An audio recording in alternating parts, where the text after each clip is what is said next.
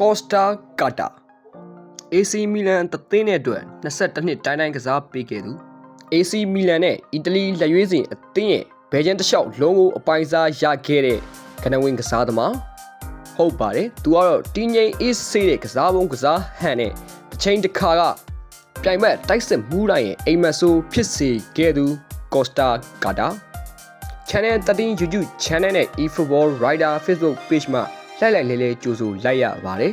ကျွန်တော်ကတော့စီစဉ်တင်ဆက်သူဖုံးမော်တူပါ1990နဲ့2000ခုနှစ်ဝန်းကျင်တွင်မှာ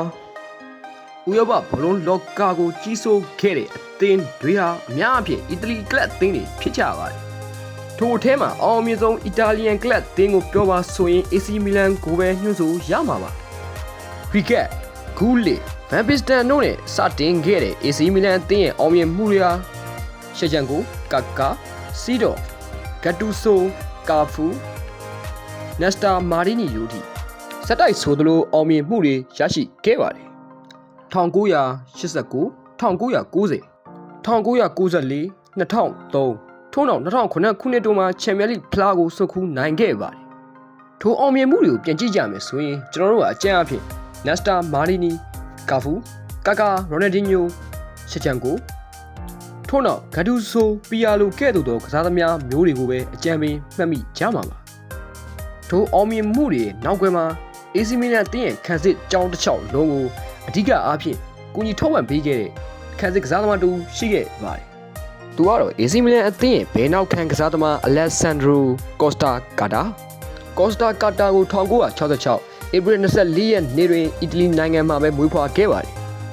ငယ်စဉ်ကလေးက AC Milan Academy အသင်းမှာတက်ရောက်ခဲ့ပြီးလူငယ်ကစားသမားဘဝကိုလည်း AC Milan Academy မှာပဲကုံဆုံးစေခဲ့ပါတယ်1986တွင်မူ AC Milan အသင်းကြီးအတွက်ပထမဆုံးပါဝင်ကစားပေးခဲ့ပြီးထိုနေ့မှစက AC Milan အသင်းအတွက်ပွဲပေါင်း400ကျော်ပါဝင်ကစားပေးခဲ့တဲ့ဂန်ဝင်ကစားသမားကြီးလည်းဖြစ်ပါတယ် Costa Gata ဟာ AC Milan အသင်း၌ညီပြကြီး Fabio Capello နဲ့အတူမာရီနီဘာရာစီနဲ့နက်စတာလိုကစားသမားတွေနဲ့အတူ AC Milan အသင်းရဲ့ခံစစ်ကိုမာတိုင်းပေါ်မှာတောင်တင်းခိုင်မောင်းစောင့်ကြည့်ခဲ့တဲ့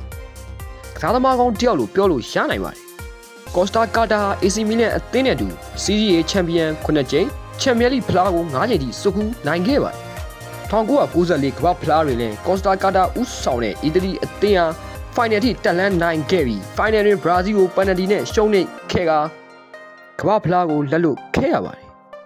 2009ခုနှစ်တွင်မူခနင်ကစားသမားကြီး Costa Gata ဟာသူ့ရဲ့ကစားသမားဘွားကနေပြီးတော့အပြည့်တိုင်နားယူခဲ့ပါတယ် AC Milan အသင်းနဲ့သူအောင်မြင်မှုအပေါင်းတရဖူစောင်းနိုင်ခဲ့တဲ့ကစားသမားကြီး Costa Gata ကတော့သူ့ရဲ့လှပသေးသက်တဲ့ကစားဟန်တိကျမြန်ဆန်တဲ့ဖြတ်ထုတ်မှုတွေနဲ့အတူဘောလုံးသမိုင်းမှာခံတွေတွင်စေခဲ့သူတယောက်လို့သုံးသပ်ရမှာပါအခုထိကြည့်ရှုအားပေးခဲ့ကြတဲ့တဦးတယောက်ချင်းစီတိုင်းကိုအထူးပဲကျေးဇူးတင်ပါတယ်ထို့ကဲ့သို့သောကစားသမားတွေရဲ့ biography တွေ eFootball အင်ဂိမ်းကစားသမားတွေရဲ့ review တွေကိုဖတ်ချင်ရင်တော့ကျွန်တော်တို့ eFootball Rider မြန်မာ channel လေးကို like and follow လေးလုပ်ခဲ့ပေးကြပါဦးဗျကျွန်တော်တို့ YouTube မှာဆိုရင်လည်း channel 13ဆိုပြီးတော့တင်ဆက်ပေးနေတဲ့ channel ရှိပါတယ်